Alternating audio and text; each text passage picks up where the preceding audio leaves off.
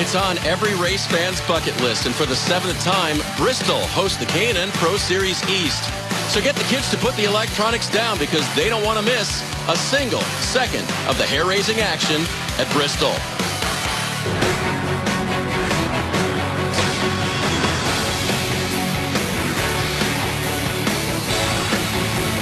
It's Bristol, and Harrison Burton knows it well. He's last year's winner at this race. Dylan Bassett has had some good runs as well on the half mile.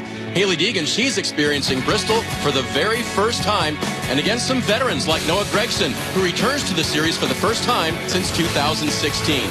Welcome, everyone, to the K&N Pro Series East Zombie Auto 150 from the Bristol Motor Speedway. Beautiful afternoon here. Dave Burns, Parker Kligerman, Derek Perniciglio joining you for the action. And Parker, I don't think it ever fails to deliver when anyone races at Bristol. And that's why they call it the world's fastest half mile, Dave, because it's absolutely one of the fastest short tracks in the country. Fans just got to see a great Xfinity Series race won by Ryan Preece. The temperatures this afternoon perfect for racing a warm racetrack located near Nashville, a couple hundred miles away. In fact, a number of drivers in the field spent the weekend there last week warming up for this week.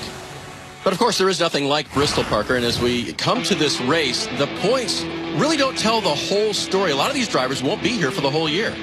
Right, and that's what's so interesting about what we have here today is that you have some drivers that are focused on just simply winning this race and others looking at the bigger picture of running for a championship. Todd Gilliland has already won. Today, Noah Gregson will be his teammate. Derek?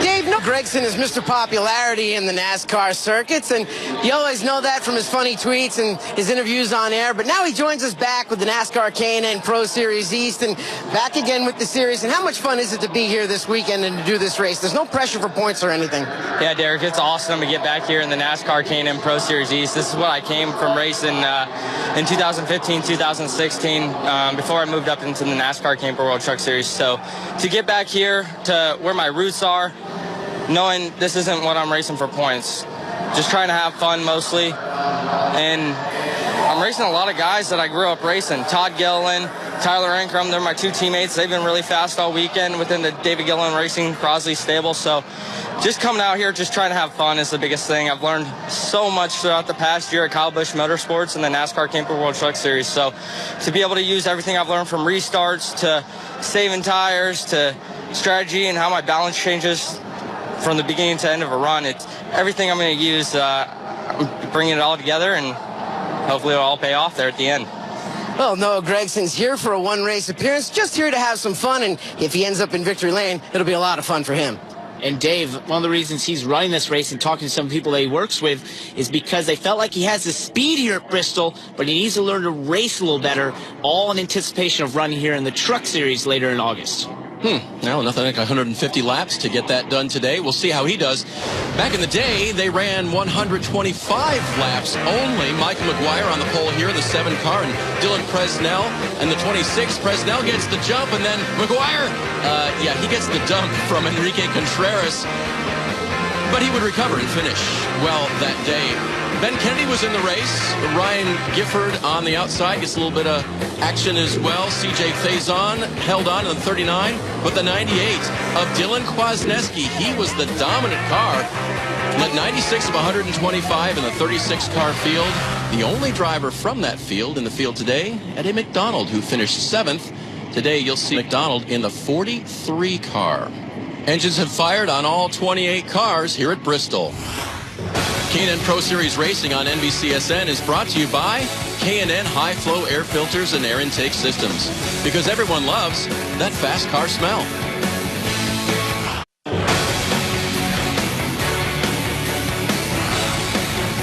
Welcome back to Bristol Motor Speedway on a hot, sunny afternoon. This is the final race of a day that has seen a lot of action here already. It's the Zombie Auto 150, 25 laps added, Parker, and that's really the end of the story. The beginning is this track. No doubt about it. Look at that banking in the turns, 26 to 30 degrees. That is what makes this place so fast, is that banking. 14 rows of 2 on their pace laps. Let's go to Derek on who to watch. Well, Dave, our Who to Watch driver will be the driver that won here last year. It's also your defending champion. That's Harrison Burton in the red number 12 machine. He comes into this season running sporadically between K&N, ARCA, Truck Series, and Super Late models. And so far, he's done pretty good. In Martinsville earlier this year in the Truck Series, he was able to finish 8th. He won the Rattler down in Opp, Alabama with the Super Late models, and he also won a race at New Smyrna Speedway in the Super Late models also. And just last week, he finished 3rd at Nashville in the ARCA car. So not a bad start so far to the season for Harrison Burton. I think he's learning, Parker. What do you think? No doubt. It's a great schedule. It's putting him in a lot of different cars, a lot of different types of racetracks, and that's something that's kind of unique. You know, he's been able to run for a championship and win it last year in this series, but now he's getting a chance to kind of jump around and really kind of get an assortment of different experiences in race cars. Now, as you take a look at the starting grid, keep a couple of things in mind. Noah Gragson on the pole shattered the track record. New radial tire this year. First year they've qualified with the PJ1 track bite on the track. So 126 miles per hour plus. The Cup Series cars qualified at 128. Parker, they're flying around here this weekend. And that's some of the comments the drivers had, saying it was so much faster than last year, what kind of speed they're carrying these cars. And a lot of that, as you said, is about that new tires, just producing a lot of grip mixed with that PJ1 track bite. Many cars to the rear, a lot of them, most of them for unapproved adjustments. So we'll see some fast ones coming from the back. A couple of fast ones up front. Green is out at Bristol.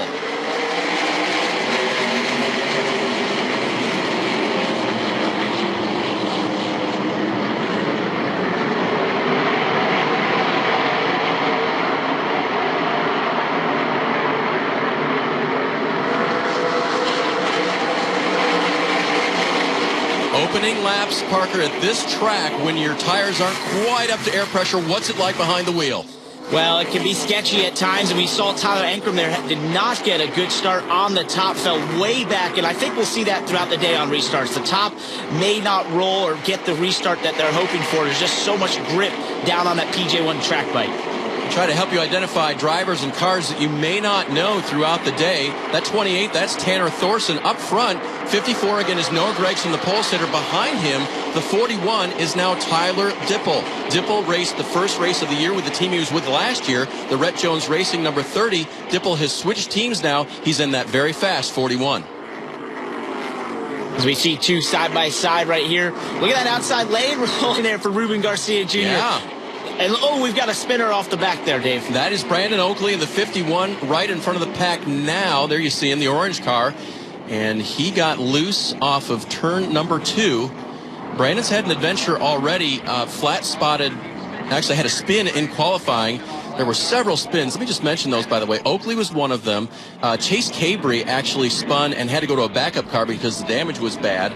And then I'm looking at my list, Parker, because it was fairly long. Cabry had trouble. Oakley had trouble. Anthony Alfredo spun in qualifying. The 99 of Cole Rouse, he slid on the front stretch, all the way down the front stretch. Had to get 4 additional tires purchased for his car. Eddie McDonald had a problem. The 32 of Sally Avino. Matt Levine had issues, and all those cars started in the back. So it's been quite an adventure already this weekend. Well, Dave, and one of the reasons for that is that the radial tire is less forgiving than the tire they've run here in the past, those bias pies. You can't get the car as sideways and out of shape. And so in talking to a lot of drivers, just a bit more on a knife edge for a lot of them. And that's why you maybe saw a lot of those spins, plus the speeds are up. It's a lot of different variables being thrown at these drivers. Pace car is off. Leading the field now, back to the green. Noah Gragson in the black and white 54.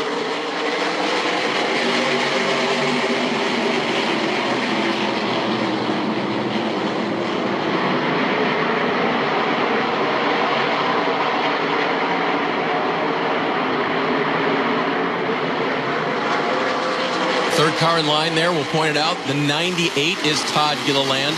He currently leads the points, having won at New Smyrna, but is not going to be in the series, if at all, much after this race, Parker, because guess what? He's going to turn 18. What happens then? Then you're eligible for the top 3 series, of course. That's right. In NASCAR. He can race all of the Truck Series tracks. He's running for Kyle Busch Motorsports, and he's got a full schedule coming up. One of his teammates is Harrison Burton in this red and white 12. And they'll share that ride throughout the year. And on the outside, that's Spencer Davis in the orange 82. And Dave, you can just scrap everything I said about the outside not working at the beginning of this race. That's true. It's coming in well. 2 grooves of racing at Bristol in the K&N Pro Series East. With you at Bristol. So glad you could join us for this afternoon's Zombie Auto 150 on the world's fastest half mile. And these drivers and teams have proven it again this weekend. A new track record for pole sitter Noah Gragson, and he has led the entire way so far. But they've been trying to chase him down, Parker. Tyler Dipple in that 41 and Todd Gilliland in the 98, who's trying to find a way through lap traffic right now. And that's one of the things about this place is you catch lap traffic very quickly in sub-16-second laps, as you're seeing right now. And then that's what the leaders have to do, is they have to sort their way through that traffic, trying to move their lanes around, trying to guess where those lappers are going to be before you get to them, so you lose as little time as possible. But a lot of times it's hardest for the leader at the beginning, and then second and third have an easier time, although they're not getting that right now. Wow. Oh, there's Dipple trying to get by Jesse Iwuji on the backstretch, and he's going to turn Jesse. Oh, Iwuji is into the inside wall, and that's a lot of damage to that car. That is, and that's one of the dangers here, is that when you are a lapper and you're not getting out of the way quick enough, and you've got a lot of lead lap cars coming quickly that are trying to keep up the leader, they're just going to force the issues. You see Dipple doing here, and then he just lays in the bumper of Jesse Iwuji and spins him around. And, you know, that's a bit of frustration. I understand it. It's a bit early maybe for that, but, you know, we've seen that time and time again at Bristol, because it's just very hard to get around these lappers, and you want to lose as little time as possible. And then if they don't get out of the way quick enough, you can get frustrated. Yeah, now Tyler does have a brake pedal on that car, Parker. He does, but, you know, I think that's one of those things where he wanted to send a message to say, hey, don't get in my way. Now, he was excited when I talked to him before the race. They had an autograph session, and I had a chance to talk to Tyler. That new team that he's driving for, MDM Motorsports, he said the car just feels really in the track for me, so it's a step in the right direction for him. And, you know, that's why you take a risk, Parker, and make a jump, right? Exactly. And MDM Motorsports has obviously got a truck team and some ARCA races as well that they do, and they seem to run up front in each and every series. So I think that's a very stout organization to be a part of. So the pace car has collected them once again, and the leader, let's talk about this, Parker. PJ1 track bike down on the bottom, the sticky stuff. The leader continues to choose the outside for the restart. Do you have any idea why? Well, I think it's simply momentum. You get the jump off the top there, as you see Noah Gragson did, and then it allows you to just carry that momentum through 1 and 2, and then he'll probably get back to the bottom. It's just a lot easier to clear that car on the inside. We'll mention that they are teammates restarting there on the front row.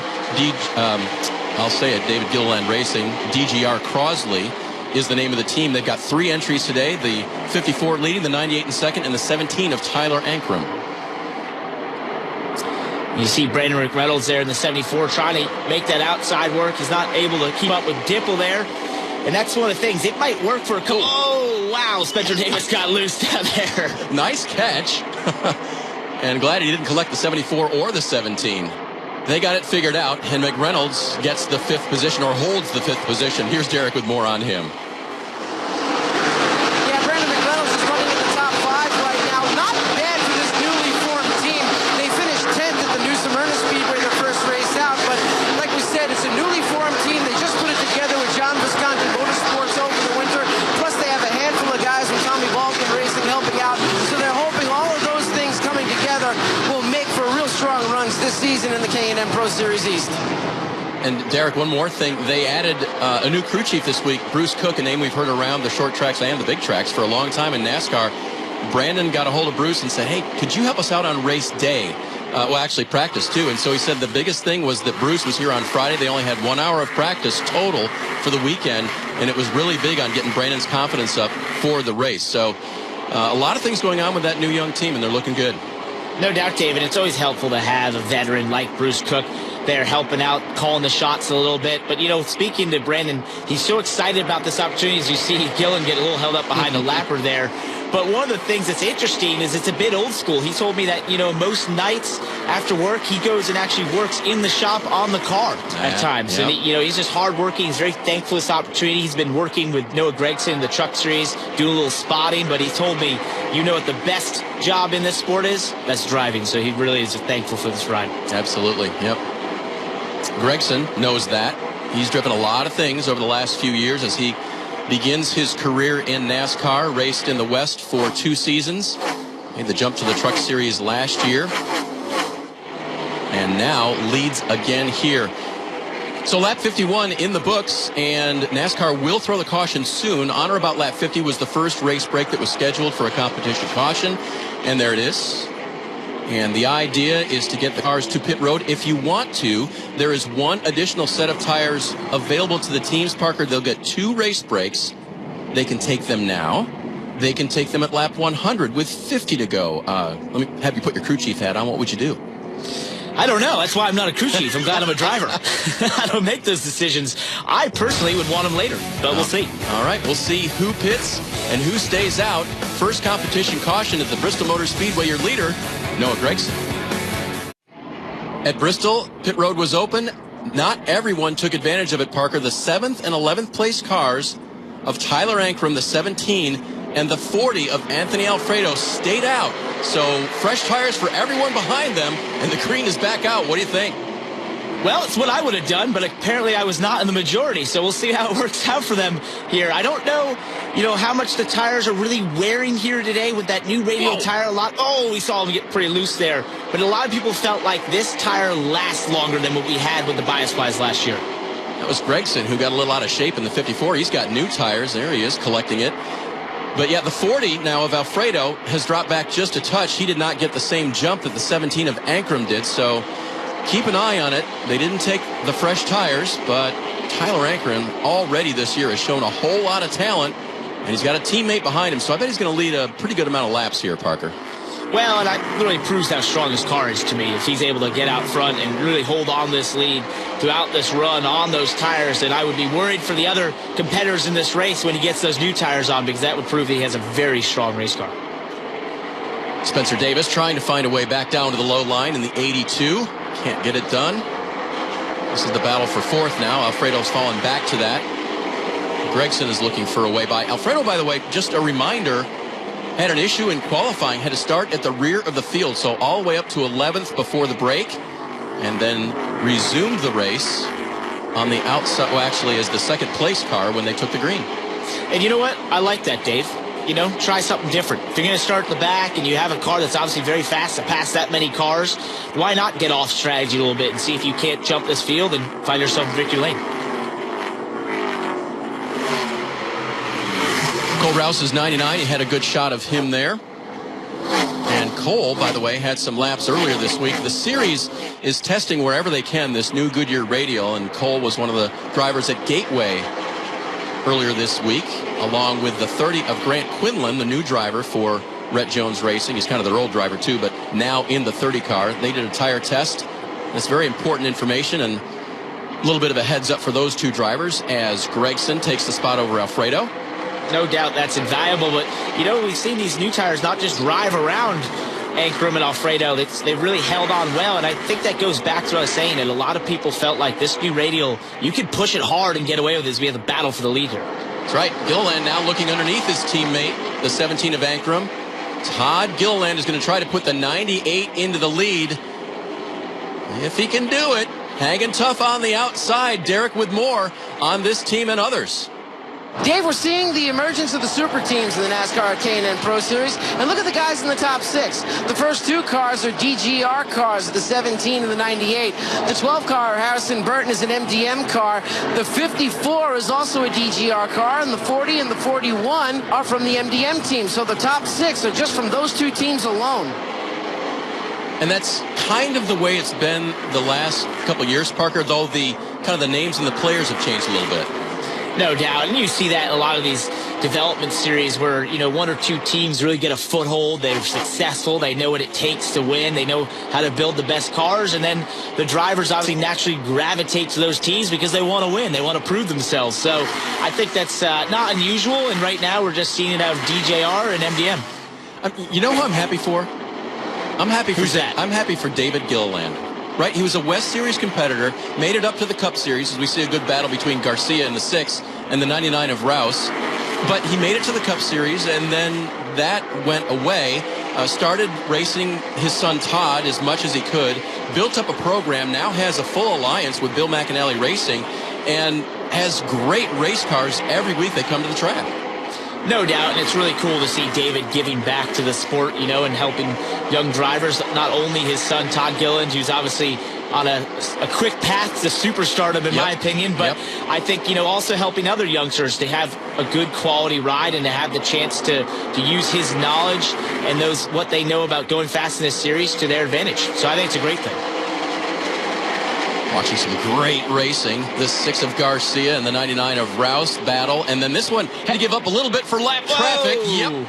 That's a 32 of Iovino on the inside. The 27 car also, Max Tullman, just trying to stay low when you're not competitive. Whoa, there's some more contact there. Oh, wow. And I've been impressed by Tyler Ankrum being able to stay in the lead as long as he have on those old tires. Very impressive. Derek, can you believe this craziness? Dave Parker, we're listening over the radio, and the big complaint we're hearing out there right now is traffic. The spotters are on the radios to the drivers, and the drivers are saying, get these guys out of my way. I don't disagree. I was going to say, typical drivers, right? That it is, Dave. And, the frustrating part is some of these lappers are quite slow as we've got a caution on the track.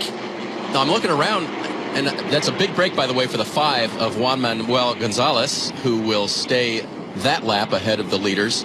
Oh, and there's your debris. That's what it's for. Max Tullman's got a bumper bar in the front. He's got a spike there. Maybe, I think they were definitely smart to call the caution there if he would have spiked some other drivers with that thing. That was he wishes that caution for debris had come out just a little bit earlier. What color is that? Sal Iovino's car is green and white. Just saying. Possibly. And he has been roughed up a little bit along the way here. Let's see who narrowly misses, and that's Sal right in front of Max. And I'm thinking that's where he grabbed it. Well, it looked like it was already actually on the car there. But, I think that the problem is just that 32 car is very slow today, and it's been tough to get around it. By the way, you saw Haley Deegan's 19. She had an issue following the first race break. The car would not refire, and it was reported to us that they had a fuel delivery issue. Parker, she went 20 laps down. The car is fine, so now she's just getting experience. I know that's tough on a youngster, but at least she's getting laps at speed. Yeah, sometimes that can be some of the best laps. So you don't have much pressure. Just go out there and learn. Little pressure on Tyler Ankrum. He's got his teammates all around him. The Black Roof 98, that's Gilliland with an advantage down the low side. And right behind him, the 54 of Noah Gragson. The 12 of Harrison Burton is right there. Top 4 all together at Bristol. This is awesome side-by-side racing. I don't think Tyler got the restart that he really wanted there, as Gilliland's able to take the lead. And because of that, being on those little older tires, he wasn't able to hold on to the lead on the outside. Yep, Todd certainly got the restart that he wanted. And now Garcia trying to hold off Alfredo on the outside. Alfredo may get freight trained, as here comes the 82 of Spencer Davis. It looks like he's trying to get back down right now. Just can't seem to find that hole. Trying to use a little bit of a diamond there off the corner, off of turn 2, and get the run down the backstretch, but just not able to get back down. And once again, it looks like the track is flip-flopped a little bit, and now the bottom line is where you want to be on the restart. I was going to say, and it doesn't look like he has the option to say, no, I'll just stay up here, because it's not as fast. It's just not working. No, and that happens. I mean, this track, because of that PJ1 track bite, changes each and every run. Each caution changes the track a little bit depending on where the cars run around and pick up the rubber as they go under caution. So it's definitely one of those guessing games for the drivers, as we see Tyler Ankrum's actually running down Todd Gilliland a little bit here after losing the lead on that restart. Todd Gilliland, 2-time West Series champion, just 17 years old. He turns 18 next month. And will begin his majority of his races for Kyle Busch Motorsports in the NASCAR Camping World Truck Series. He's leading another here and may pick off a couple of wins in a row if he can keep them all behind him here. No doubt that he is the one to beat when he shows up in the K&N East or West Series, in my opinion. I think we've been watching him for the last couple of years, and he just continually finds a way to get to the front. If he's not, he's going to find a way to get back up there. This is like our former champions pan back through the field. The 6 of Garcia, the NASCAR Mexico champion, and of course the reigning and defending champion of the East Series, Harrison Burton, who's also seeing those Truck Series races lining up for him later this year when he turns 18. That he is, and he hasn't quite shown the speed we saw in practice. He led practice, so maybe just waiting for that car to come to him a little bit. The 16 is Derek Kraus. He's had kind of a quiet day. Let's learn more about him. Hi, I'm Derek Kraus, driver of the number 16 Napa Auto Parts Toyota Camry for Bill McAnally Racing. I started racing when I was 7 years old in go-karts, and I keep progressing my way up. The K&N series is a great learning experience for young drivers like me to progress up the ranks. With the K&N cars being heavier than what the Super Late model is, it's a lot different. You got to drive them a lot different. You got to lift earlier going into the corners than what you do in the Super Late models, and you got to be easier on the gas pedal. Some of the things I want to do in my second full season at Bill McAnally Racers is win more races and hopefully go for that championship. I think we got a great crew behind me, and I think I can do it. I'm Derek Kraus, and that's your NASCAR Next Gen Profile. We talked to Derek before this got started today, 20th in qualifying after his car seemed fairly decent in practice as the lead is heating up here again. Car was very loose and appears to still be that way. 17 of Ankrum. He's going to go back by his teammate Gilliland. What a move, Dave. To the outside, the lane that we have not seen work as much out this race, just goes up there and drives around our leader, Todd Gilliland. That was impressive. I swear that must be the best car in the field there for Tyler Ankrum. He's on older tires, and he continually finds a way to get to lead, and even using a lane that I just have not seen work like that throughout this race. All right, Parker, what are they going to do? Wow, that was close as Gomez tried to find a way around Haley Deegan, and he didn't do it there, but the caution is going to come out again for the next competition break. There it is. And now Tyler Ankrum, who didn't take his tires on that first stop, has a decision to make. Do they bring him in and give up the lead, or could you go all the way on fuel, Parker, with the caution laps that we've had here and just stay out? And that's the question, Dave. It's not only the tires, as you brought up, it's the fuel. Can you make it all the way? I think a lot of people felt like it's close with the competition cautions. If we were to get one or two other cautions, it might help him out. We've already had that, so we'll see here. He's so fast, I don't want to take him off the racetrack. Big decision coming up for the race leader.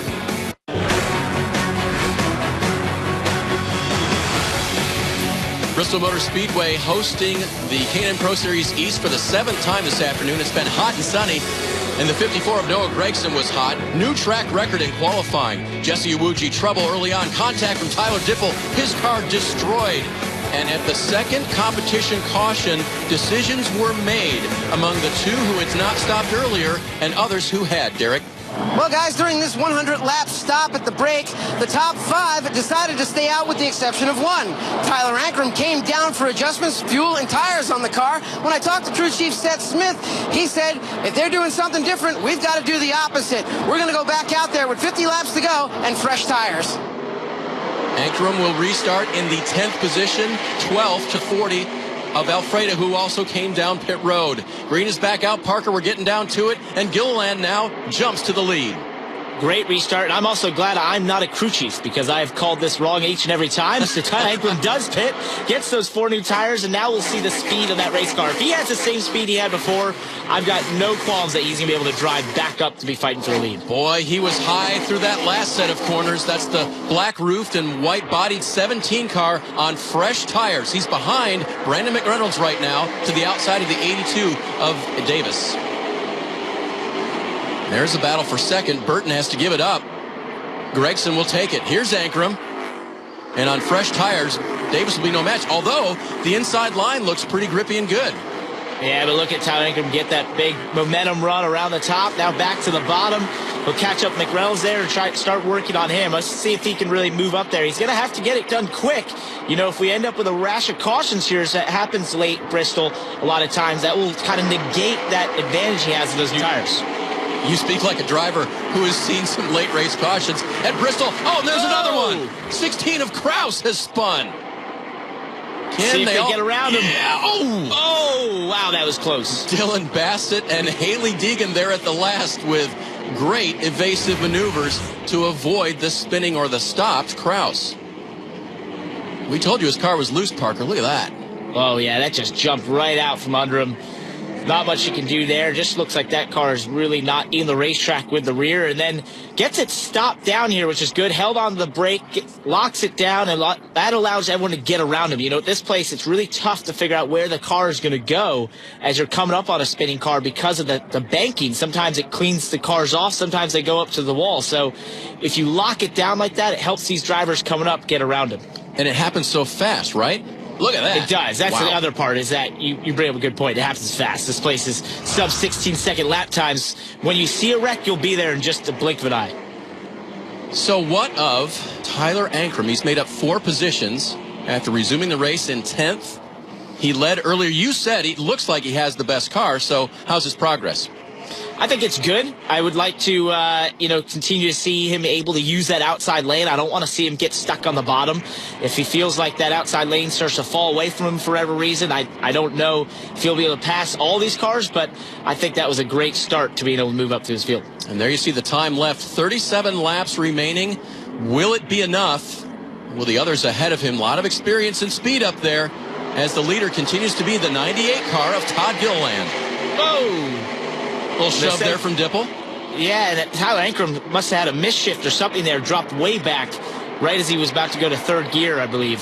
So that's going to hurt him a little bit. He's going to have to make up another couple spots that he just had. I was looking at the other car. I'm glad you saw that. So Ankrum gathers it back up and meanwhile loses a lot of position, a lot of track position to the leaders.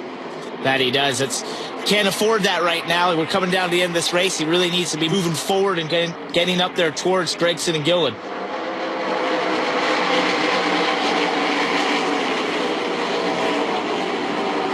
Oh, really loose under Reynolds there. I was enjoying that side by side until Ankrum got a little bit squirrely there. McReynolds' car sticking very well on the outside, but Ankrum gets a good jump that time and he'll get the spot. This is for 8th. Oh, and Rouse just, man, the exit of that corner just did not treat his 99 kindly. No, it didn't. And that's something we're seeing out of a lot of these cars, Dave, is that they seem to be getting very loose, losing his rear ends. Wait, Parker up high in 3 and 4. That's Kraus again with trouble. And he's now brought the 16 to a halt. That's going to bring out a caution here at lap 118.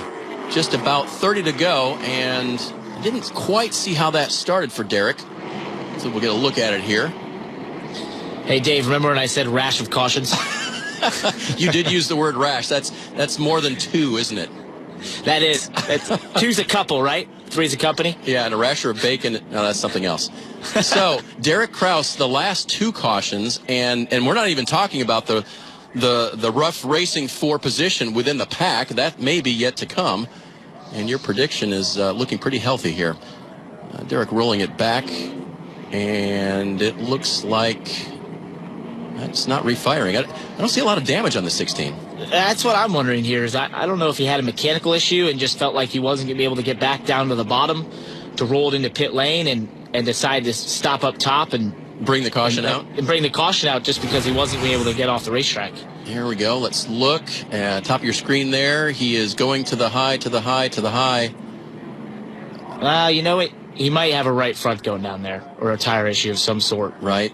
The way that car went up the racetrack, it seems like he almost knew it was coming before it happened, had slowed up a little bit, and that's why it was a gentle hit into the wall and then just decides to bring it to a stop instead of trying to turn down across the racetrack in front of traffic. Smart move. Nice job by our crew picking up the things that we don't always see from our location. They've had a long day here.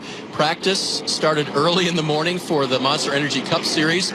There was Xfinity Series qualifying, Xfinity Series race, and this is the final event of the day. And our bunch has hung in there very well. There's Max Tolman getting the free pass. And here's Derek with more on the leaders.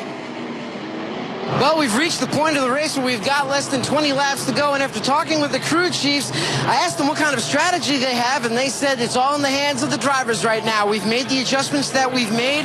They've got what they've got. It's up to them from here to the checkered flag. That's what we like.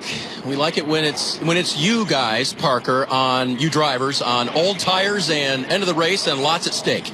Yeah, throw me the ball, right? This is it's what they want, the drivers. But want it between them going out there and seeing who's the fastest here at the end. And do we mention it's the last great Coliseum? This is Bristol. Leaders get the green. 14 to go at the world's fastest half mile.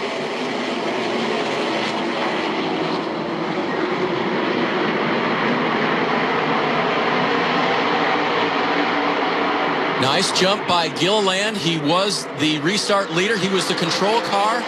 But remember, the pole speed today was set by that second place car, Noah Gragson, with a new track record. Oh, no, in turn 1 now, Alfredo, big damage and another hit to the 30 car of Quinlan. And Cole Rouse is involved in the 99. Several cars spinning and crashing, entering turn 1. Those are some really hard hits there, Dave. We'll have to see in the replay what exactly went down, but as you saw, Alfredo went really hard into the wall, and it seemed Quinlan was shooting down the racetrack. Cars were trying to avoid him and just ran right through the back of him. Makes an Ontario native. Big damage to his 30 car. And here is another look at it. Oh, 3 wide. Yeah, it looks like, I don't know that Quinlan knew that the 40 was the meat in the sandwich.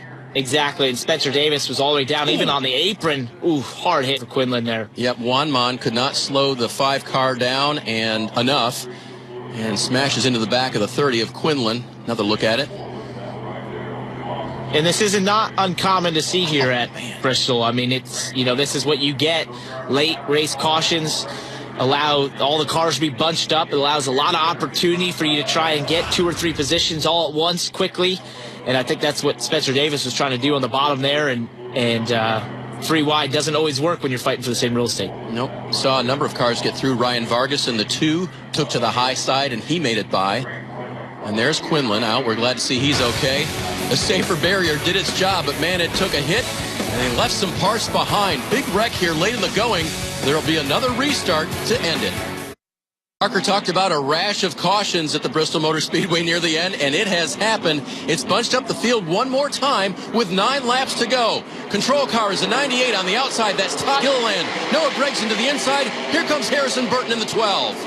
And Dave, did you see Noah Gregson trying to anticipate the start there a little bit? It just burned him a tick. He actually got a good restart considering he tried to go as early as he did. Just look at Tyler Ankrum going around the outside and get into 4th place there in the 17 car. Remember, he has the newest tires of any of these leaders. Resumed the race in 10th after the second race break, and now has driven his way back up to 4th. Reed Lanfer and the 82 of Spencer Davis having a good battle there. But here is Ankrum to the outside. Can he get Burton? Can he get more with just 7 laps to go? I don't know if he'll have the time. He just hasn't shown that he's that much faster and how much speed he's going to need to be able to go up there and get the lead, but he's trying to recover as best he can with a really fast car. Ronnie Bassett having a quiet day up to the top 10 now as he gets by in the 0-4. Can he make the pass complete on Lanfer? Looks like he will. And I'm telling you, Bassett's one of the drivers in that points list that's going to be here all season. A good day today could go a long way toward a possible championship for him. No doubt. You just can't give up points in this series. It's so competitive. Whoa, that's a major slide right there. Brandon Oakley saves it. Haley Deegan finds a way through on the inside. Here comes Harrison Burton. This is for second. He'll get by. Let's see if Tyler Ankrum can follow suit there to get by Noah Gregson as well. He's right on his bumper. Maybe give him a little bit of that bump and run on your teammate there. It's 5 laps to go at Bristol. You got to use what you can. Teammates there, but they'll battle for it. Teammates here. The 16 of Kraus, the 19 of Deegan. They're not on the lead. Well, actually, Kraus may be on the lead lap. Deegan's many laps down. Meanwhile, look at the distance now. Gilliland has legged it out. That he has. I'm not sure Harrison Burton has enough to catch him here unless they run into serious traffic. But, my gosh, how many times have we seen these two drivers go at it for the win in a K&N Series race? Isn't it the truth? By the way, back inside the top 10, a couple of interesting battles. Ronnie Bassett still trying to hold on in the top 10. There he is, pushing Spencer Davis through. And on the outside, the wily veteran, the 43, that's Eddie McDonald. He's had a strong day for David Calabrese Racing, and he may finish just outside the top 10 before it's over. I love the little push here at Bristol, maybe even a little bit bump drafting, so to speak, there down in the corner. Not too much the bump and run. Final lap of the race, 150 today, and Todd Gilliland has had the handle at the end. 50th race for him in the K&N Pro Series. This will be his 20th victory. What a record. Todd Gilliland conquers Bristol. And Dave, I'm not surprised from what we've seen out of Todd Gilliland over the years. He's a very impressive talent, and that was a very patient win. He waited at times he needed to and went hard when he had to, and that is just what makes Todd Gilliland so good. He is definitely a superstar of the future.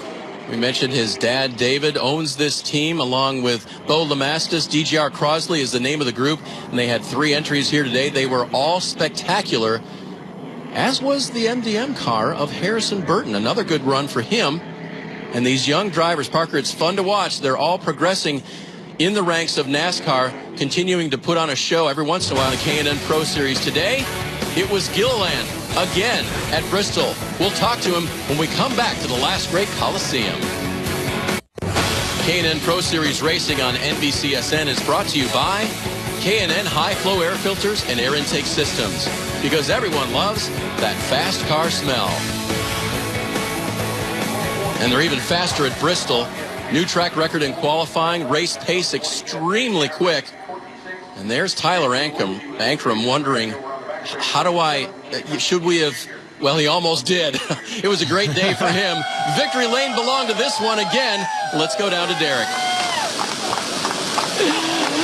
Well, the NASCAR K&N Pro Series West champion picks up the win here this afternoon at the Bristol Motor Speedway. Marcus Richmond comes in for congratulations, but it was kind of a drive away at the end of the race, but you really had to fight for it in the first half, didn't you? Yeah, man, this Mobil 1 Toyota Camry was super fast. Got to thank every one of my truck guys, Marcus Richmond, Mobil 1 again, man. Everyone that gets us made this race possible. After New Smyrna, we weren't even planning on running any other K&N races, but then it's a few weeks till Dover, and we decided to run this one. So, and we've struggled here in the past, so I'm really proud of how we ran. With battling with Noah Gragson was a lot of fun, and hopefully we can carry this momentum. I feel like it's always a good thing to work with everyone and just work through the whole weekend. So I'm really proud of everyone at DGR Crosley, as well as Mobil 1 Toyota. So wish we could run more, but no. So it's a lot of fun. Todd Gilliland in victory lane once again. Well, certainly a good choice there, Dave, to run this race. But you know what? I wish I did too, because my next truck race is Dover as well, and I'm going to be going up against that guy. Oh, next year, plan for you, right? Get a K&N ride at Bristol. Exactly. That's a good idea. Here you look at the top 10. Nice run for Ruben Garcia Jr. Eddie McDonald made it to 9th, so that was a strong run for him. And looking through the rest of the field, typical Bristol, Parker, there were a lot of people who were not happy today. A lot of contact and action, as always. Definitely a bit of carnage, as we're used to seeing at this place, the world's fastest half mile. Well, the reigning champion had a strong day, Derek. Harrison Burton with a strong second-place run this afternoon at the Bristol Motor Speedway, and it looked like Todd Gilliland was good on the restarts. Were you having trouble just launching or getting that whole shot? Yeah, we really struggled on short round speed. I don't know why, but we had a really good car. About 3 laps in, we would start, I think, reeling them in a little bit, but at the end of the race like that, when there's a bunch of cautions, that's not our strength. So we got to go to work. I got to go to work. I got to get better in certain areas, and if I do that, then we'll be in victory lane. It's disappointing when you know you can win and you don't win. So gotta get better. These guys are always working to get better, and we got to do the same. So hopefully we'll be back in victory lane. I raced Toledo in the ARCA car with these guys. Hopefully we'll be in victory lane there, and then I'll be back at Watkins Glen for the K&N East Series. So hopefully I can win my first road course race. Should be fun. That's your defending K&N Pro Series champ, Dave. He comes home in the second spot today. Derek, thanks a lot. And remember when I talked about Ronnie Bassett Jr. and the championship picture? Don't count him out in 7th, because all the guys ahead of him, I'm telling you, I've talked to all of them, and I'm not sure that they're going to be here for the entire year. So Bassett, Ryan Vargas in 9th, they've still got an opportunity to go for this championship. Well, Noah Gragson returns to the NASCAR K&N Pro Series. Here to have a little bit of fun today, but you look a little disappointed, but you still had a good run. Yeah, we had a fast switch. They followed glass Toyota Camry with Dave Gilliland Racing and Crosley's. It's just first, it's all about track position there. And first half, we had the lead, and then just got shuffled back after we pitted there in the restart, and kind of hurt us. And then I don't know. I told the guys to keep it the same, not knowing the track, how the track was going to change. So I guess I take full responsibility for not getting the balance perfect. I didn't know how the balance was going to change with the race car as the race went on. So it's really good there at the beginning, just not quite what we needed there at the end. But just happy for Todd that we got to win within David Gilliland Racing Crosley's. Pretty close, but not quite there. That's Noah Gragson. He comes home with a podium finish today. I'm sure Noah's very disappointed, especially having to look there at the winning car in victory lane where he felt like he should be after winning the pole, but maybe he learned a little something for the Truck Series race in August. There you see our next race information from Langley Speedway, Thursday, May 3rd. Speeds will be a little bit slower, but I can promise you the action will still be there, as it always is in the K&N Pro Series. But here today, Parker, man, just ratcheted up as we would expect at Bristol. No doubt. The bottom lane was the predominant lane, and it caused some really great racing, some high speeds out of these new radial tires, and I think the winner was a very deserving winner in Todd Gilliland. 9 cautions, 3 red flags, but a whole lot of green racing that put on a show for the fans in the stands today. Here's that final wreck that took out some very good cars, but it was survived by Todd Gilliland and others who got through. Gilliland went to victory lane for the 20th time in his K&N Pro Series career and continues his rise in NASCAR with a Bristol victory.